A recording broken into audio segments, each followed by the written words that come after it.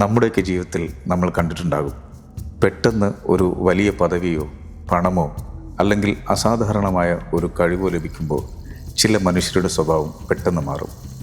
ഞാനാണെല്ലാം, ഞാൻ വിചാരിച്ചാലേ ഇത് നടക്കൂ എന്നൊരു ഭാവം അവരിൽ ഉടലെടുക്കും. നമ്മളതിനെ തലക്കനം എന്ന് വിളിക്കും. ഇങ്ങനെയുള്ള തലക്കനം മാറ്റാൻ കാലം ചില തിരിച്ചടികൾ കരുതി വയ്ക്കാറുണ്ട്.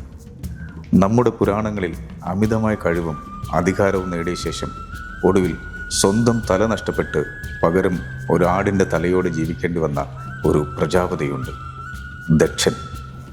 ആരാണ് ദക്ഷൻ? പ്രപഞ്ചനാഥനായ ശിവൻ എന്തുകൊണ്ടാണ് അദ്ദേഹത്തിന് ആടിൻ്റെ തല നൽകിയത്? അതൊരു ശാപമായിരുന്നു, അതോ അനുഗ്രഹമായിരുന്നു? വരൂ, ഇന്ന് നമുക്ക് ദക്ഷൻ്റെ കഥ കേൾക്കാം. ഒരു കഥ പറയാം.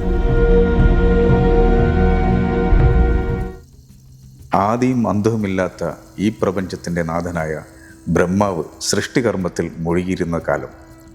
അദ്ദേഹത്തിൻ്റെ ശരീരത്തിൻ്റെ വിവിധ ഭാഗങ്ങളിൽ നിന്ന് ദേവതകൾ രൂപം കൊണ്ടുകൊണ്ടിരുന്നു. അങ്ങനെ ബ്രഹ്മാവിൻ്റെ വലത് തള്ളവിരലിൽ നിന്നാണ് ദക്ഷൻ ജനിച്ചത്. പ്രജാപതി എന്ന വിശേഷണം ലഭിച്ച അദ്ദേഹം കേവലം ഒരു ദേവനല്ലായിരുന്നു. ലോകത്തിൻ്റെ വംശാവലി വികസിപ്പിക്കാനുള്ള ഉത്തരവാദിത്വം ദൈവം നേരിട്ടേൽപ്പിച്ച ഒരു മഹാനിർമ്മാതാവായിരുന്നു അദ്ദേഹം. ദക്ഷൻ എന്ന വാക്കിന് തന്നെ അതിയായ കഴിവുള്ളവൻ, കർമ്മകുശലൻ എന്നൊക്കെയാണ് അർത്ഥം. ജീവജാലങ്ങളാൽ ഭൂമി നിറയ്ക്കുകയും ധർമ്മം സംരക്ഷിക്കുകയും ചെയ്യുക എന്നതായിരുന്നു അദ്ദേഹത്തിൻ്റെ ജന്മനിയോഗം. തൻ്റെ നിയോഗം പൂർത്തിയാക്കാൻ ദക്ഷൻ ആദ്യം തപശക്തിയാൽ ഹരീശ്വന്മാർ എന്ന പേരിൽ 10,000 പുത്രന്മാരെ സൃഷ്ടിച്ചു. അവരോട് ലോകമെമ്പാടും സഞ്ചരിച്ച് വംശവർദ്ധനവ് നടത്താൻ ആവശ്യപ്പെട്ടു. അപ്പോഴാണ് അവിടേക്ക് നാരദ മഹർഷി എത്തിയത്. നാരദൻ ആ യുവാക്കളെ അടുത്തു വിളിച്ച് പറഞ്ഞു, ഈ പ്രപഞ്ചത്തിൻ്റെ രഹസ്യവും അതിരുകളും അറിയാതെ നിങ്ങൾ എന്ത് സൃഷ്ടിയാണ് നടത്താൻ പോകുന്നത്? ആദ്യം പോയി പ്രപഞ്ചത്തിൻ്റെ അന്ത്യം എവിടെയാണെന്ന് കണ്ടെത്തൂ. നാരദൻ്റെ വാക്കുകളിൽ ആകൃഷ്ടരായ അവർ വിരക്തി തോന്നി സന്യാസ ജീവിതം സ്വീകരിച്ചു. പിന്നീട് ആരും തിരിച്ചു വന്നില്ല. തൻ്റെ മക്കളെ നഷ്ടപ്പെട്ട ദക്ഷൻ വീണ്ടും ശബലാശ്വന്മാർ എന്ന പേരിൽ മറ്റൊരു 1000 പുത്രന്മാരെ സൃഷ്ടിച്ചു. എന്നാൽ നാരദൻ വീണ്ടും എത്തി അവരെ ഉപദേശിച്ച് സന്യാസികളാക്കി. തൻ്റെ വംശവികസന ശ്രമങ്ങൾ നാരദൻ തകർത്തു എന്ന് മനസ്സിലാക്കിയ ദക്ഷൻ ക്രോധത്തോടെ നാരദനെ ശപിച്ചു. നാരദ, നീ എൻ്റെ മക്കളെ ഒരിടത്തും ഉറച്ചു നിൽക്കാൻ സമ്മതിക്കാതെ അലഞ്ഞു തിരിയുന്നവരാക്കി. അതുകൊണ്ട് നീയും ഇനി ഈ പ്രപഞ്ചത്തിൽ ഒരിടത്തും സ്ഥിരമായി താമസിക്കാതെ സഞ്ചരിച്ചു കൊണ്ടേയിരിക്കും. ഈ ശാപം കൊണ്ടാണ് നാരദൻ ഇന്നും ലോകം മുഴുവൻ സഞ്ചരിക്കുന്നതെന്ന് പുരാണങ്ങൾ പറയുന്നു. പുത്രന്മാരിലൂടെ വംശം വളർത്താൻ കഴിയാതെ വന്നപ്പോൾ ദക്ഷൻ അനേകം പുത്രിമാരെ സൃഷ്ടിച്ചു. അവരിൽ ഒരാളായിരുന്നു സതീദേവി. എന്നാൽ അധികാരവും സൃഷ്ടിശക്തിയും വർദ്ധിച്ചതോടെ ദക്ഷൻ്റെ ഉള്ളിൽ അഹങ്കാരം വളരാൻ തുടങ്ങി. താനാണ് സർവ്വസൃഷ്ടിയുടെയും അടിസ്ഥാനമെന്ന ചിന്ത അദ്ദേഹത്തെ അന്ധനാക്കി. ഒരിക്കൽ കൈലാസത്തിൽ ശിവൻ അഗാധ ധ്യാനത്തിൽ മുഴുകിയിരിക്കുകയായിരുന്നു. അപ്പോൾ അവിടേക്കെത്തിയ ദക്ഷനെ സ്വീകരിക്കാൻ ശിവൻ എഴുന്നേറ്റില്ല. അഹങ്കാരത്താൽ നിറഞ്ഞിരുന്ന ദക്ഷന് അത് വലിയ അപമാനമായി തോന്നി. വാസ്തവത്തിൽ പരബ്രഹ്മമായ ശിവൻ എന്തിനാണ് തനിക്ക് വേണ്ടി എഴുന്നേറ്റ് നിൽക്കേണ്ടത് എന്ന ലളിതമായ സത്യം പോലും ദക്ഷന് മനസ്സിലാക്കാൻ കഴിഞ്ഞില്ല. ശിവനെ ഭർത്താവായി സ്വീകരിച്ച മകൾ സതിയോടുള്ള ദക്ഷന്റെ വിരോധം വർദ്ധിച്ചു.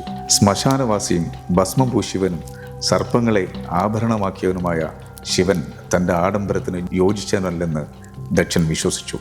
ഈ പകയും അഹങ്കാരവും മനസ്സിൽ സൂക്ഷിച്ചുകൊണ്ടാണ് ദക്ഷൻ ലോകം കണ്ട ഏറ്റവും വലിയ യാഗം സംഘടിപ്പിച്ചത്. എന്നാൽ ആ യാഗത്തിലേക്ക് ശിവനെ മാത്രം ബോധപൂർവം ക്ഷണിച്ചില്ല. ഭർത്താവിനെ അപമാനിക്കാനായി മാത്രം ഒരുക്കിയ ആ യാഗശാലയിൽ എത്തിയ സതി അവിടെ കണ്ട കാഴ്ചയിൽ തകർന്നുപോയി. ശിവനായി ഒരു സ്ഥാനം പോലും അവിടെ ഉണ്ടായിരുന്നില്ല. അവസാനം ആ അപമാനം സഹിക്കാനാവാതെ സതി തൻ്റെ യോഗാഗ്നിയിൽ സ്വയം ദഹിച്ചു. സതിയുടെ വിയോഗ വാർത്തറിഞ്ഞ ശിവന്റെ രൗദ്രരൂപം പ്രപഞ്ചത്തെ വിറപ്പിച്ചു. അദ്ദേഹത്തിൻ്റെ ജടയിൽ നിന്ന് ജനിച്ച വീരഭദ്രനും ഭദ്രകാളിയും യാഗശാല തകർത്തു. ദക്ഷന്റെ ശിരസ് അറ്റുവീണു. അഹങ്കാരത്തെ മുറിച്ചു മാറ്റിയ ആ നിമിഷത്തിൽ ദക്ഷൻ തൻ്റെ പഴയ അസ്തിത്വം നഷ്ടപ്പെടുത്തി. മരണത്തിൻ്റെ വക്കിൽ നിൽക്കുമ്പോൾ ദക്ഷന്റെ തെറ്റുകൾ ബോധ്യപ്പെട്ട ദേവന്മാർ ശിവനോട് കരുണയ്ക്കായി അപേക്ഷിച്ചു. പരമകാരുണികനായ ശിവൻ ദക്ഷനെ പുനരുജ്ജീവിപ്പിക്കാൻ സമ്മതിച്ചു. എന്നാൽ അതിനായി അദ്ദേഹം തിരഞ്ഞെടുത്തത് ഒരു ആടിൻ്റെ തലയായിരുന്നു. എന്തുകൊണ്ട് ആടിൻ്റെ തല?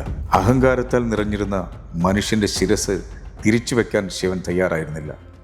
ആട് വിനയത്തിൻ്റെയും അർപ്പണബോധത്തിൻ്റെയും പ്രതീകമാണ്. അഹങ്കാരത്തിൻ്റെ തല വീണു. പകരം വിനയത്തിൻ്റെയും ഭക്തിയുടെയും ഒരു പുതിയ ദക്ഷൻ ഉദയം ചെയ്തു. ആടിൻ്റെ തലയോടെ പുനർജനിച്ച ആ നിമിഷം മുതൽ പഴയ ദക്ഷൻ്റെ അഹങ്കാരം പൂർണ്ണമായും ഇല്ലാതായി. അദ്ദേഹം ശിവന്റെ പാദങ്ങളിൽ വീണ് ക്ഷമ ചോദിക്കുകയും പിന്നീട് പരമശിവന്റെ മഹാഭക്തനായി മാറുകയും ചെയ്തു. എന്നാൽ കഥ അവിടെ അവസാനിക്കുന്നില്ല. അഹങ്കാരം കാരണം ആദ്യ ജന്മത്തിൽ വീഴ്ച നേരിട്ട ദക്ഷൻ പിന്നീട് പ്രചേതസ്സുകളുടെ മകനായി വീണ്ടും ജനിച്ചുവെന്നാണ് പുരാണങ്ങൾ പറയുന്നത്. ഈ ജന്മത്തിൽ അദ്ദേഹം കൂടുതൽ വിനയമുള്ളവനായിരുന്നു. ഈ രണ്ടാം ജന്മത്തിലാണ് ദക്ഷന് 27 പുത്രിമാർ ജനിക്കുന്നത്. അശ്വതി മുതൽ രേവതി വരെയുള്ള 27 നക്ഷത്രങ്ങളായിരുന്നു അവർ. ദക്ഷൻ അവരെ ചന്ദ്രദേവനെ വിവാഹം ചെയ്തു നൽകി. എന്നാൽ വിവാഹശേഷം ചന്ദ്രൻ രോഹിണിയോട് മാത്രം കൂടുതൽ സ്നേഹം കാണിക്കുകയും മറ്റ് 26 പേരെയും അവഗണിക്കുകയും ചെയ്തു. മക്കളുടെ കണ്ണീർ കണ്ട ദക്ഷൻ ചന്ദ്രനെ ശപിച്ചു. നിന്റെ സൗന്ദര്യത്തിലും പ്രകാശത്തിലുമല്ലേ നിനക്ക് ഇത്ര അഹങ്കാരം? ഇന്നു മുതൽ നീ ദിവസം ചെല്ലുന്തോറും ക്ഷയിച്ചുകൊണ്ടിരിക്കട്ടെ. ശാപഫലമായി ചന്ദ്രൻ ക്രമേണ തൻ്റെ തേജസ് നഷ്ടപ്പെടുത്താൻ തുടങ്ങി.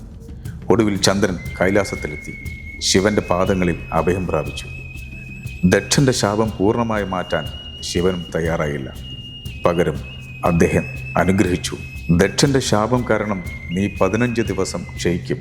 എന്നാൽ എൻ്റെ അനുഗ്രഹം കൊണ്ട് അടുത്ത 15 ദിവസം വീണ്ടും വളർന്ന് പൂർണ്ണചന്ദ്രനാകും. അങ്ങനെയാണ് കൃഷ്ണപക്ഷവും ശുക്ലപക്ഷവും ഉണ്ടായതെന്ന് പുരാണങ്ങൾ പറയുന്നു. തൻ്റെ ദൗത്യം അഹങ്കാരത്തോടെ തുടങ്ങിയ ദക്ഷൻ ഒടുവിൽ വിനയത്തോടെ അത് പൂർത്തിയാക്കി. ശിവനും ദക്ഷനും തമ്മിലുള്ള ബന്ധം വെറുമൊരു പകയുടെ കഥയല്ല. അത് ഗുരുവും ശിഷ്യനും തമ്മിലുള്ള ബന്ധം പോലെയാണ്. ശിവൻ തൻ്റെ രൗദ്രതയിലൂടെ ദക്ഷൻ്റെ അഹങ്കാരത്തെ നശിപ്പിച്ചു. പകരം അദ്ദേഹത്തിന് ഒരു പുതിയ ബോധം നൽകി. പലപ്പോഴും ജീവിതത്തിൽ വലിയ സ്ഥാനമാനങ്ങൾ ലഭിക്കുമ്പോൾ നമ്മളും ദക്ഷനെ പോലെ അഹങ്കാരികളായി മാറാം. അപ്പോൾ നമ്മെ തിരുത്താൻ ശിവൻ പല രൂപങ്ങളിലെത്തും. ദക്ഷന് അത് യാഗശാലയിലെ വിനാശമായിരുന്നെങ്കിൽ നമുക്കത് ജീവിതത്തിലെ തിരിച്ചടികളായിരിക്കും. ദക്ഷൻ്റെ ഈ കഥ നമ്മെ ഓർമ്മിപ്പിക്കുന്നത് ഒരു സത്യമാണ്. അധികാരം അവസാനിക്കുന്നിടത്താണ് യഥാർത്ഥ വിനയം ആരംഭിക്കുന്നത്. ആടിൻ്റെ മുഖം ദക്ഷന് നൽകിയത് ഒരു ശാപമായിരുന്നില്ല, മറിച്ച് അദ്ദേഹത്തിൻ്റെ അഹംഭാവത്തെ ഇല്ലാതാക്കി ആത്മബോധത്തിലേക്ക് നയിച്ച ശിവന്റെ മഹത്തായ അനുഗ്രഹമായിരുന്നു.